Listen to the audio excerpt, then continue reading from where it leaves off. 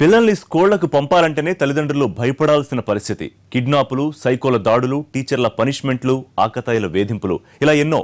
తాజాగా రంగారెడ్డి జిల్లాలో జరిగిన దారుణం తీవ్ర కలకలం రేపుతోంది. ఇప్పటికే స్కూల్ హెడ్ మాస్టర్ను సస్పెండ్ చేయగా పోలీసుల దర్యాప్తులో కొత్త విషయాలు తెలుస్తున్నాయి. దారుణానికి పాల్పడిన వారిని కఠినంగా శిక్షించాలంటూ ఆందోళనలు జరుగుతున్నాయి.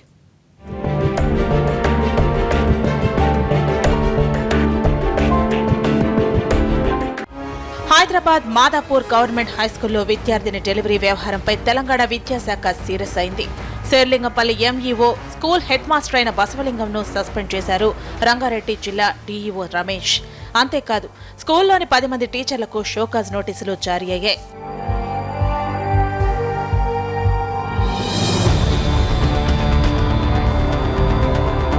మాదాపూర్లోని చంద్రనాయక్ తండాలో నివసిస్తున్న సేవియా నాయక్ కు 4 కుమార్తెలు. 3 ఏళ్ల కిందట భార్య చనిపోయింది. 2 కుమార్తెలకు పెళ్లి చేయగా 3వ అమ్మాయి మాదాపూర్ గవర్నమెంట్ హైస్కూల్లో 9వ తరగతి చదువుతోంది. శనివారం ఆమె స్కూల్ బాత్రూంలో ప్రసవించింది. కంగుతిన్న ఉపాధ్యాయులు వెంటనే ఉన్నతాధికారులకు సమాచారం ఇచ్చారు. అయితే బాలిక రోజు స్కూల్కి వస్తున్నా డెలివరీ టైం వచ్చే వరకు ఆమెను ఎందుకు గుర్తించలేదు? క్లాసులో పిల్లల విషయంలో తీసుకునే జాగ్రత్త ఇదేనా అంటూ టీచర్స్ ఎంఈఓపై చర్యలు తీసుకున్నారు విద్యాశాఖ అధికారులు. పిల్లలతో ఇంటరాక్ట్ కావడం జరిగింది.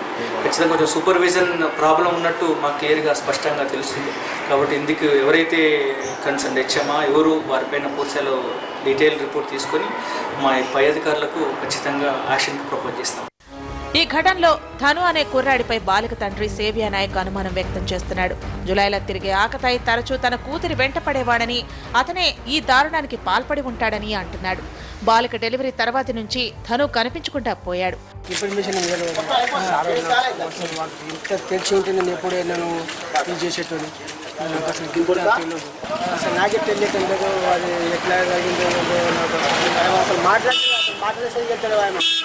కేసు నమోదు చేసిన మాదాపూర్ పోలీసులు ధను కోసం 4 ప్రత్యేక బృందాలని రంగంలోకి దింపారు. ఫాదర్ వచ్చేసి పోలీస్ స్టేషన్లో కంప్లైంట్ చేయడం జరిగింది.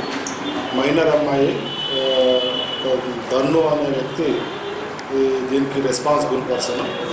అతని వల్ల అమ్మాయి డెలివరీ అనేది చూస్ చేసుకోవడం కంప్లైంట్ ఇచ్చినాడు. బట్ ఈ కంప్లైంట్ మీద నేను కేసు నమోదు చేసినాను. ఇన్వెస్టిగేషన్ జరుగుతూ ఉంది. ఈ దారుణంపై ఆల్ ఇండియా బంజారా సేవా సంఘ్, తెలుగునాడు స్టూడెంట్ ఫోరం వంటి సంస్థలు ఆందోళనలు చేస్తున్నాయి. ఇందుకు కారణమైన వారిపై నిర్లక్ష్యంగా వ్యవహరించిన టీచర్లపై కఠిన చర్యలు తీసుకోవాలని డిమాండ్ చేస్తున్నాయి.